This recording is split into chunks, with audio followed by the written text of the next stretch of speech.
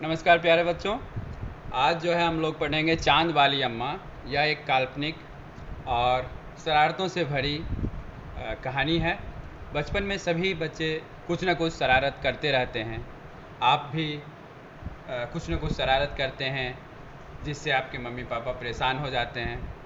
जैसे आप एक लिस्ट बनाइएगा कि अगर आपके पास झाड़ू हो या पंख हो या कागज़ हो या गुब्बारा हो तो आप इन सब चीज़ों का यूज करके कैसे आप लोगों को सता सकते हैं।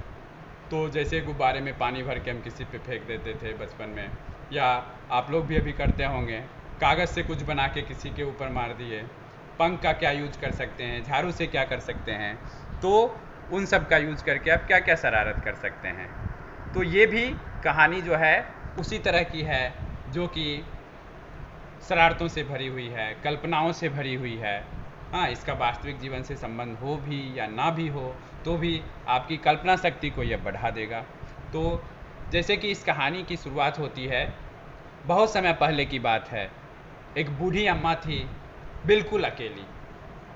उसका अपना कोई ना था। घर का कामकाज उसे खुद ही करना पड़ता था। सुबह उठकर कुएं से पानी लाना, खाना बनाना आदि। उसके साथ एक परेशानी थी। वह रोज सुबह उठकर जब घर में झाड़ू लगाती तब तक क्या होता, जब झाड़ू लगाती थी तब तक तो सब ठीक रहता था, पर जैसे ही आंगन में जाती थी, झाड़ू लगाने के लिए झुकती थी, तभी आसमान आकर उसकी कमर से टकराता था। एक्चुअली ये वास्तविक नहीं है, ये कल्पना से भरी हुई कहानी है। तो मान लीजिए अगर कोई झाड़ू लगा रहा हो और ऊपर से आसमान उसमें टकरा रहा हो तो कैसा दृश्य होगा, ये सब आप कल्पना कीजिए। तो ये आपकी कल्पनाओं को बढ़ाता है।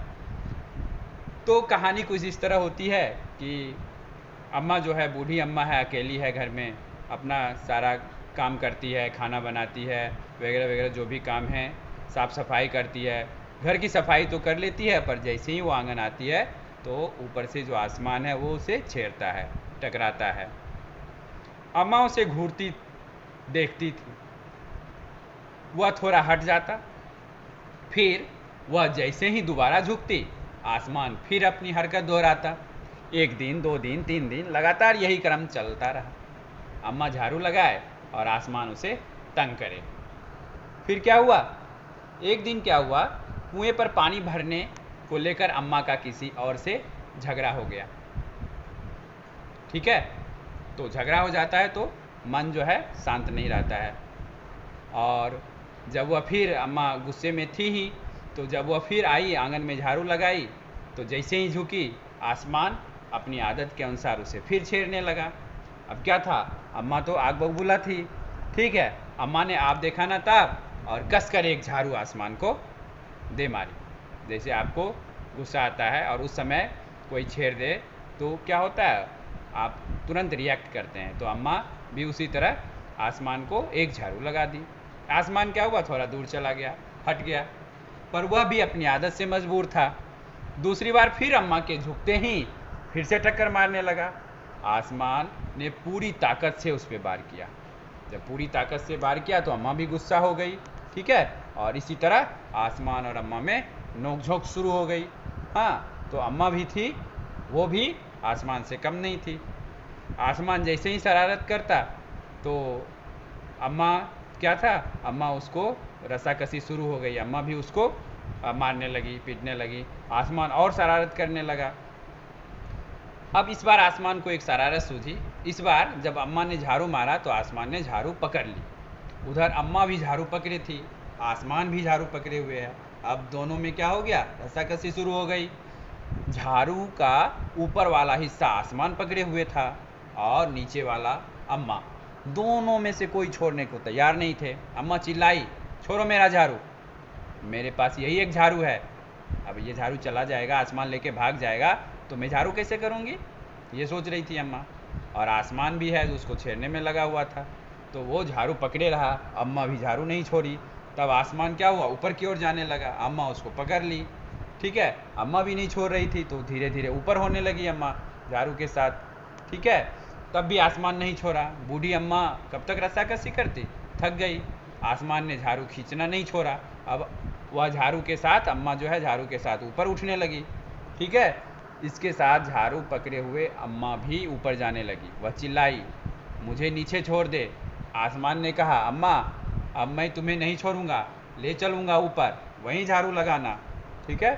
तो आसमान तो आज बहुत ही हद कर दिया। इतना हद कर दिया कि अम्मा को खींचते खींचते पूरे आसमान अपने पास ऊपर ले गया और उससे भी ऊपर जाने लगी वो। अम्मा अब झाड़ू नहीं छोड़ सकती थी, क्योंकि वह बहुत ऊपर पहुंच चुकी थी। ऊपर से नीचे देखिए कैसा लगता है नज़ारा, जब आप ऊपर किसी चीज़ पे ऊपर रहेंगे, हेलीकॉप्टर में, हवाई जहाज़ में, और नीचे देखेंगे तो कुछ इस तरह का दिखेगा आपको, ठीक है। अब अम्मा बहुत ऊपर चली गई थी, तो क्या हुआ, आसमान जो है अभी झाड़ू नहीं छोड़ा था और अम्मा भी अब नहीं छोड़ सकती थी। उतना ऊपर से गिरेगी तो अम्मा गिर जाएगी, हाथ पैर टूट जाएंगे। हाँ, फिर क्या हुआ, अब इतना ऊपर पहुंच चुकी थी तो अम्मा को वहीं पे चांद दिखा। आसमान में चांद है, तो वहाँ पे उसको चांद दिख गया। तभी उसे वहाँ चांद दिखा, वह झट से अम्मा ने पैर बढ़ाया और चांद पे चढ़ गई, पर झाड़ू नहीं छोड़ी। आसमान को फिर शरारत सूझी। उसने सोचा, अम्मा तो चांद पे बैठ गई है, यदि चांद उसकी मदद करेगा तो मैं हार जाऊंगा। आसमान ये सोचने लगा, ये दोनों मिल जाएगा तो फिर मैं तो हार जाऊंगा, तो इसको यहीं रहने देता हूँ। और झाड़ू छोड़ दिया। अम्मा अब गिर गई कहाँ पे, चांद पे। ऐसा सोचकर आसमान झाड़ू छोड़ दिया और चला गया वहाँ से। अब अम्मा झाड़ू सहित चांद पे बैठ के रह गई। वह इतनी थक गई थी कि झाड़ू पकड़े पकड़े ही चांद पे बैठ गई। आसमान ऊपर चला गया। उस दिन से आज तक बूढ़ी अम्मा झाड़ू पकड़े चांद पे बैठी है। तो ये तो थी कहानी की बात, कल्पना शक्ति की बात। अब आप सोचिए कि आप क्या शरारत कर सकते हैं। जैसे कि आसमान ने यहाँ शरारत किया है, वैसे आप इन सब चीज़ों से क्या शरारत करें। ये कल्पना, ये काल्पनिक जो है कहानी, ये तारा निगम जी के द्वारा लिखा हुआ है। तो अब आप अपनी कल्पनाओं से बताइए कि बूढ़ी अम्मा चांद पर क्यों चढ़ गई होगी, क्या सोची होगी। चांद वाली अम्मा झाड़ू क्यों नहीं छोड़ना चाहती थी। चित्रों को देखकर बताओ कि अम्मा के साथ कौन कौन रहता होगा। आसमान बार बार आकर अम्मा की कमर से क्यों टकराता था, तुम्हें क्या लगता है।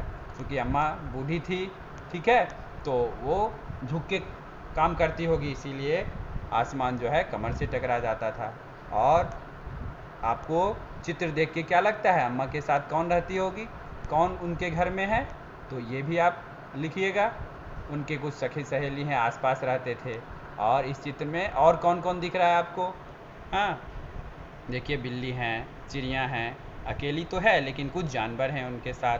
हाँ, कुछ चिड़िया हैं उनके साथ। तो ये सब इस कहानी के हिस्से हैं और आप इसे पढ़िए और इसका लाभ उठाइए।